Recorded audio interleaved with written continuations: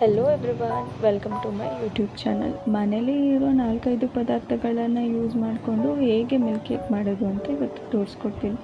ಮೊದಲಿಗೆ ಒಂದು ಅರ್ಧ ಲೀಟರ್ ಹಾಲನ್ನ ಕಾಯಿಸ್ಕೊಳ್ಳಿ. ಅದು ಒಂದೇ ಒಂದು ಕುದಿ ಬರ್ತಿದ್ದಂಗೆ ನಿಂಬೆಹಣ್ಣಿನ ರಸನ ಹಿಂಡಿ.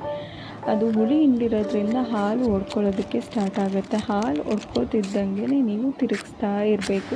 ಅದು ತಿರುಗಿಸ್ತಾ ಅದು ಸ್ವಲ್ಪ ಗಟ್ಟಿ ಆಗ್ತಾ ಹೋಗುತ್ತೆ. ಅದು ಸ್ವಲ್ಪ ಗಟ್ಟಿ ಆಗ್ತಿದ್ದಂಗೆ ನಾವು ಸಕ್ಕರೆ ಮತ್ತು ತುಪ್ಪನ ಹಾಕಿ ಮತ್ತಷ್ಟು ತಿರುಗಿಸ್ತಾ ಇರಬೇಕು. ಅದು ಇನ್ನಷ್ಟು ಗಟ್ಟಿ ಆಗ್ತಾ ಹೋಗುತ್ತೆ. ಅದು ಫುಲ್ ಗಟ್ಟಿ ಆದಮೇಲೆ ಏನು ಮಾಡಬೇಕು, ಅದನ್ನು ಒಂದು ಬಾಕ್ಸ್ಗೆ ಟ್ರಾನ್ಸ್ಫರ್ ಮಾಡಿ 5 to 6 hours ಆ ಬಾಕ್ಸ್ನ ಬಟ್ಟೆನಲ್ಲಿ ಕ್ಲೋಸ್ ಮಾಡಿಕೊಂಡು ಈ ಸೈಡಲ್ಲಿ ಎತ್ತಿಟ್ಕೊಬೇಕು.